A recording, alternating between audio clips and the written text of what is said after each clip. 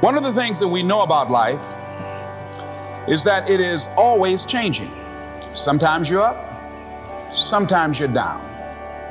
Sometimes things go real well, and sometimes they don't. Now that's that thing called life.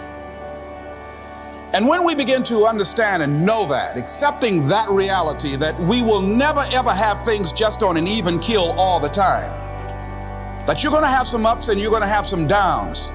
But during those down moments, that's where the growth takes place. That's where the work is. See, anybody can feel good when they have their health, their bills are paid, they have happy relationships. Anybody could be positive then. Anybody can have a larger vision then. Anybody can have faith under those kinds of circumstances. See, but the real challenge of growth, mentally, emotionally, and spiritually, comes when you get knocked down. That's just kind of the way that life works sometimes. It's Murphy's Law. When things go wrong, they always seem to happen at once, and they just compound on top of each other. And it's pretty easy sometimes to feel beaten when you're faced with all those issues and all those problems, and they all hit you at the same time. But that doesn't mean give up. In fact, it means the opposite.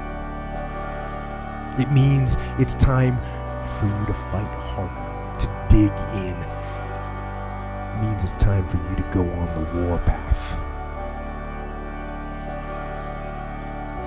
Going to the gym, it's not about like checking the box, paid my dues today.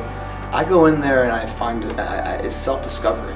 It's like there's something about that 8th rep when you can't do it, of who you are. When you're pushing it, trying to get it up, and do we just quit? Do we just rack it? Or do we rack it, drop the weight, and keep going for the burn? Or do we get someone to spot us? Who are we in that adversity? Do we push past it? Do we try to get more out of it, or do we settle? Do we say words like good enough? And if you do say good enough, you're in trouble because you don't know if you have enough.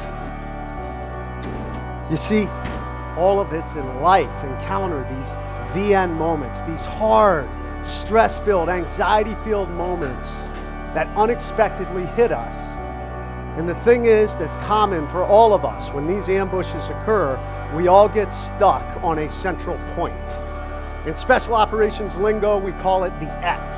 And the X is that central point of attack. It is the point of incident. It's the point of the end moments. And for most of us, we focus on the pain. We focus on the misery. We focus on that stress.